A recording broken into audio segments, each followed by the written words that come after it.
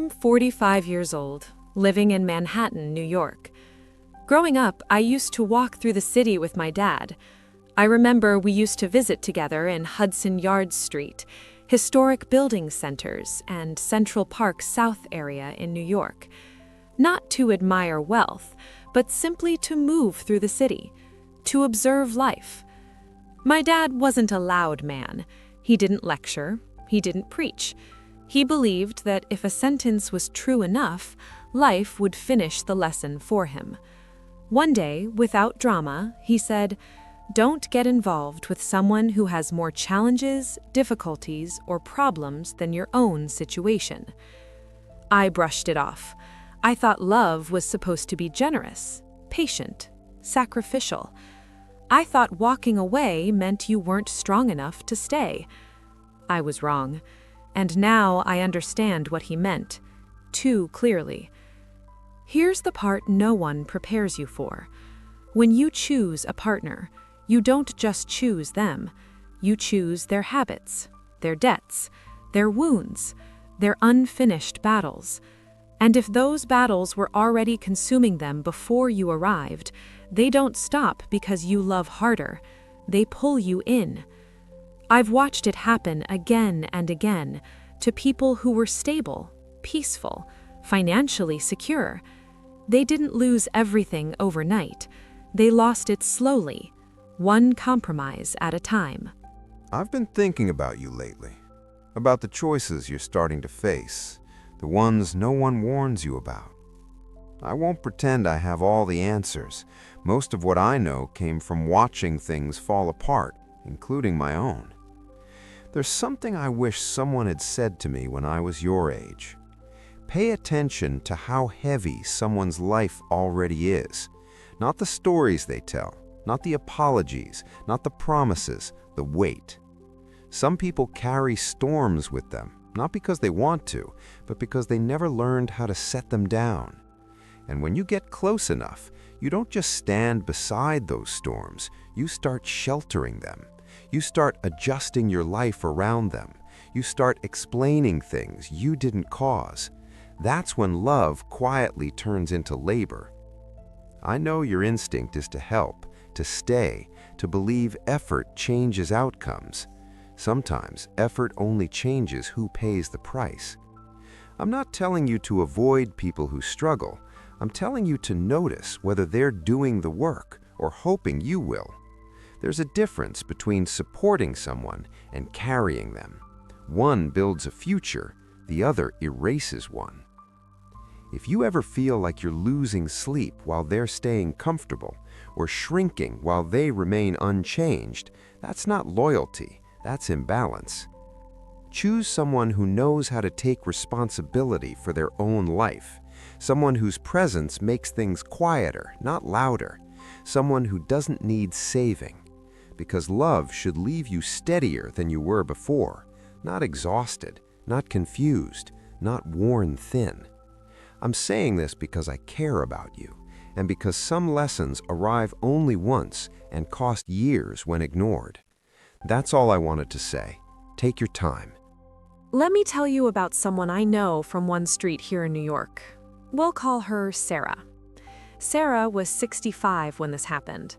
Successful career in education, no debt, owned her home outright, a beautiful 2-bedroom condo she'd saved for years to buy. She had her own retirement account, her own rhythm, her own peace. She wasn't lonely exactly, but she was open to companionship, open to love. Then she met Michael.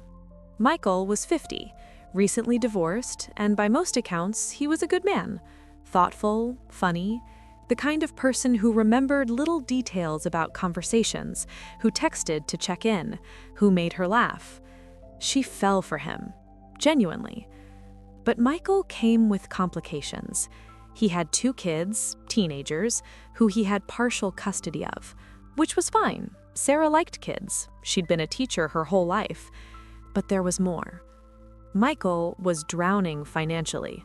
Child support payments that took half his paycheck, credit card debt from the divorce, medical bills, a car that was constantly breaking down, and the kind of month-to-month stress that never really disappears, it just shifts from one crisis to the next. At first, Sarah thought it was temporary, just the fallout from a difficult divorce. Things would stabilize, he'd catch up. They dated for 3 years, and during those 3 years, something shifted.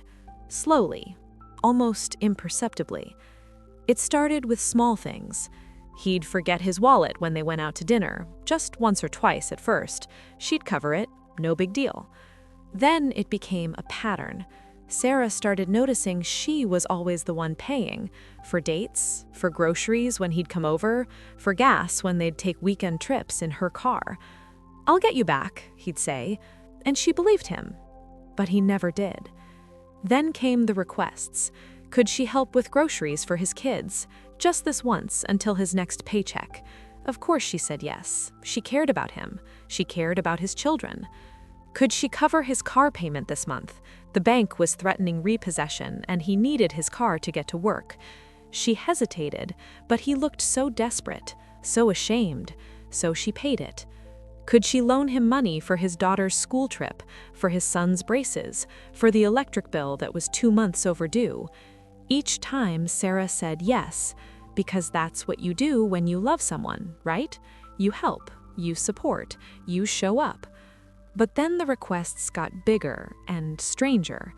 One night, about 2.5 years into the relationship, Michael sat her down.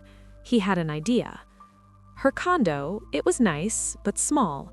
What if they sold it, used that equity to buy a bigger house, something in the suburbs with a yard, room for his kids to have their own bedrooms when they stayed over? Sarah felt something tighten in her chest. "We're not married," she said carefully. "Not yet," Michael said, smiling, "but this would be an investment in our future." She didn't say yes right away, but he kept bringing it up, casually, in passing, showing her listings, talking about neighborhoods. Then came the joint bank account suggestion. "It would just make things easier," he explained. "We're together all the time anyway, might as well streamline our finances." Sarah felt dizzy. This was her home, her money, her security, everything she'd worked for. But Michael made it sound so reasonable, so logical, like the natural next step for a couple in love. And that's when he mentioned the debt. He'd been thinking, he said, if they combined their finances, her good credit could help him refinance, consolidate, get a fresh start. They could take on the debt together, as a team. They weren't married. They weren't even engaged. Sarah sat with that for a long time. She loved him, she really did. She loved the way he made her laugh, the way he held her hand in movie theaters, the way he talked about their future like it was a sure thing. But somewhere in the middle of all this, sitting alone in her condo one night, she had a realization that changed everything.